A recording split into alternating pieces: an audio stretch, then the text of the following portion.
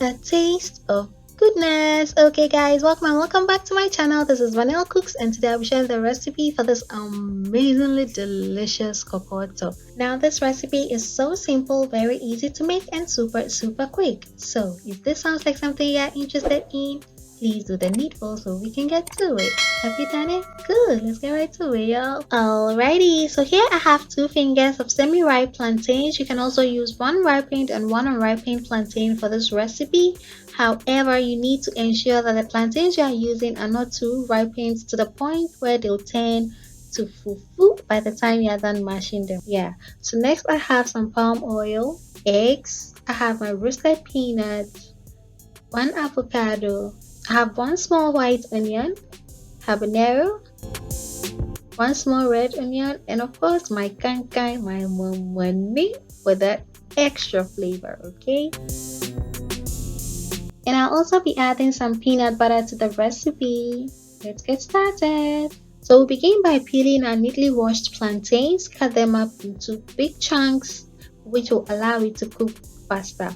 Now you want to wash your plantains before peeling them because they've been on so many different surfaces and in so many different hands. You don't want to transfer the dirt from the skin to the flesh of your plantains, okay? Go ahead and add in your eggs at this point to save you the luxury of time and gas. Add enough water to cover your plantains. Don't forget to season with some salt, cover it up and bring to a boil. Next, for our Etor base or the base in general, go ahead and chop up 2/3 of our small white onion, just like so. Now, if you don't have an earthenware bowl for this process or this particular process, you can go ahead and use your spice blender or whatever small blender you have available, because if you use a bigger blender, you're most likely to lose most of your ingredients to the blender, unless of course you are making a bigger batch. To that I just added some habanero and some salt. Now the salt serves a dual purpose at this stage. It serves as a seasoning and also a point of friction between the earthenware bowl and the ingredients, so grinding is made easier. Now you want to grind until you achieve your preferred texture,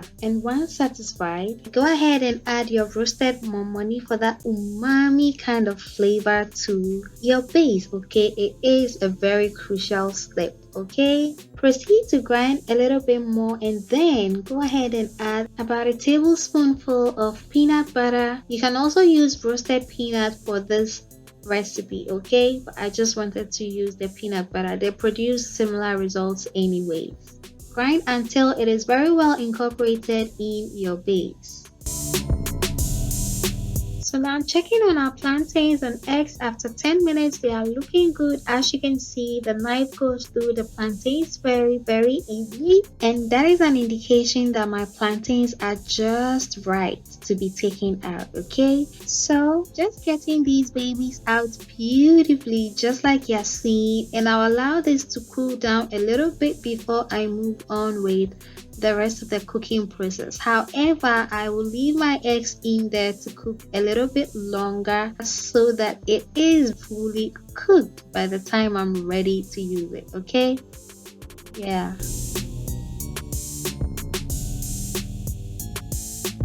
Alright y'all, so next I'm going to go ahead and finely chop up my red onion.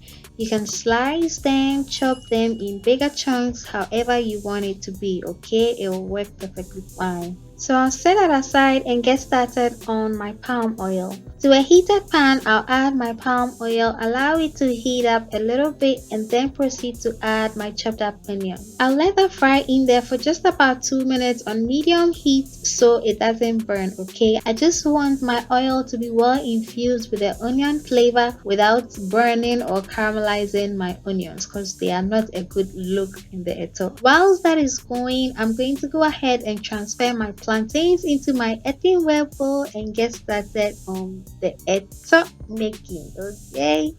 Yes, so we will be mashing this until everything is very well mashed or crushed, if I should say, okay?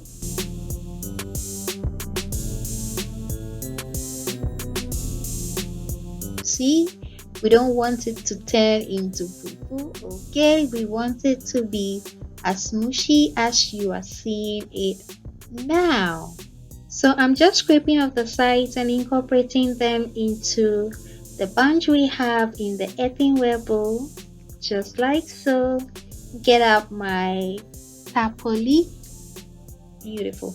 And then I'll now come in with my taste of goodness, my onion infused palm oil, just like so. If this is your first time trying this recipe, please be sure to add your oil in big so say wasabi no kill you. Okay, go ahead and mix it all up beautifully, just as you are seeing, until everything is very well incorporated. Now, Etor, as some of us may know, is a sacred food indigenous to the Ga Dangbe or Ga tribes of Ghana, normally reserved for celebrations such as birthdays, festivals, and naming ceremonies. Although it has been adopted and modified by other tribes in the country, its origin still dates back to the Ga Dangbes. Proceed with your garnishing. Now I went ahead to add some avocados off camera, and this is me adding in some eggs. Cause what is etor without eggs anyways? Garnish with some roasted peanuts and your etor is as good as ready for enjoyment.